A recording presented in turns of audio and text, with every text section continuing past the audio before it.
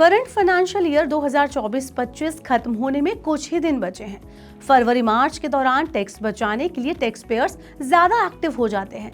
आमतौर पर जनवरी से मार्च के बीच ELSS फंड में निवेश बढ़ता है, लेकिन इस बार कहानी कुछ और ही बयां कर रही है। ELSS फंड में इस बार इनफ्लो काफी सुस्त है। फरवरी 2025 में इक्विटी लिंक्ड सेविंग स्कीम यानी ELSS फंड में 615 करोड़ रुपए का इनफ्लो आया। वहीं जनवरी महीने में इसमें 797 करोड़ रुपए का निवेश आया था। ELSS फंड में घटती दिलचस्पी टैक्स पेयर के नए ट्रेंड की ओर इशारा कर रही है। आखिर क्यों ELSS फंड में घट रही है निवेशकों की दिलचस्पी? कहां पैसा लगा रहे हैं फिर निवेशक? इन सब सवालों के जवाब जानने के लिए ये वीडियो एंड तक जरूर देखें। Hello and welcome to money 9। मैं हूं मीनू शर्मा। ELSS में निवेशकों के घटते रुझान के लिए एक्सपर्ट्स नए टैक्स रिजीम को दोषी मान रहे हैं। एक्सपर्ट्स का कहना है कि कई टैक्स पेयर्स के लिए सरल और बिना छूट वाली टैक्स व्यवस्था ज्यादा फायदेमंद हो सकती है, क्योंकि नए टैक्स रिजीम में 12 लाख रुपए तक की इनकम टैक्स फ्री है। भारत में ज्यादा से ज्यादा लोग न्यू टैक्स रिजीम को अपनाने लगे हैं, जिससे पारंपरिक रूप से टैक्स बचत के लिए लोकप्रिय ELSS में निवेश की प्रवृत्ति घट रही है। ऑब्वियस सी बात है कि ELSS को टैक्स बचाने के लिए ही यूज किया जाता था, ताकि टैक्स में बचत की जा सके। लेकिन अब न्यू टैक्स रिजीम के आने के बाद ELSS में लोग इन्वेस्ट नहीं कर रहे। ELSS में ये सुस्ती बजट के बाद से ही देखने को मिल रही है। बजट में ही सरकार ने 12 लाख रुपए तक की इनकम को टैक्स फ्री किया था। नए फाइनेंशियल ईयर में ज्यादा लोग नई टैक्स रिजीम को अपना सकते हैं। ऐसे में आने वाले समय में ELSS स्कीम में और गिरावट देखने को मिल सकती है।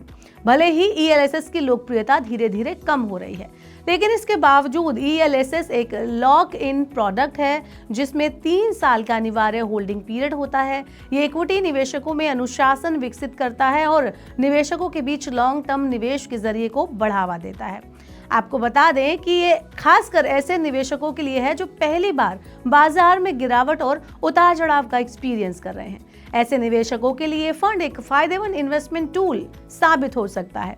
लेकिन बड़ा सवाल यह है कि ELSS से पैसा निकालकर आखिर निवेशक लगा कहां रहे हैं? तो इक्विटी में लगातार गिरावट के सेंटिमेंट्स के कारण इन्वेस्टर्स का SIP से मोह भंग हो रहा है। हालांकि इस दौरान गोल्ड की चमक बढ़ी है और इन्वेस्टर्स को अपनी ओर वो खींच रहा है।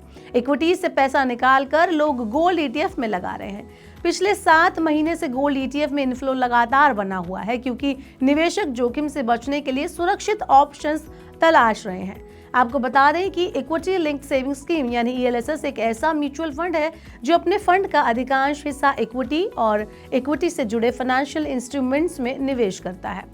ये एकमात्र म्यूचुअल फंड स्कीम है जिसमें इनकम टैक्स एक्ट 1961 के तहत सेक्शन 80C के तहत टैक्स छूट मिलती है। म्यूचुअल फंड स्कीम में आप जब चाहें इसे रिडीम कर सकते हैं, यानी कि बंद कर सकते हैं। ELSS में 3 साल का लॉक इन पीरियड है, मतलब आप 3 साल से पहले इस स्कीम से बाहर नहीं निकल सकते। लेकिन टैक्स बचाने के लिए निवेश के दूसरे ऑप्शन, जिसमें 80C के तहत इनकम टैक्स में छूट मिलती है, उसकी तुलना में ELSS का लॉक इन पीरियड सबसे कम है। PPF में 15 साल है तो FD में 5 साल का लॉक इन पीरियड है, इसलिए ELSS को टैक्स सेविंग फंड भी कहा जाता है।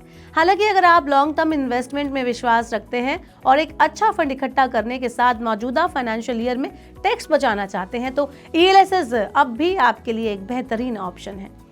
आपका क्या कहना है ELSS के बारे में? आप हमें कमेंट बॉक्स में बताएं। आपके हिसाब से टैक्स सेविंग के लिए और कौन सा फंड ज्यादा बेहतर है? ऐसे ही और वीडियोस के लिए देखते रहिए मनी 9 और मनी 9 के यूट्यूब चैनल को सब्सक्राइब करना ना भूलें। ग्लोबल संकेतों के दम पर कैसे खुलेंगे हमारे बाजार?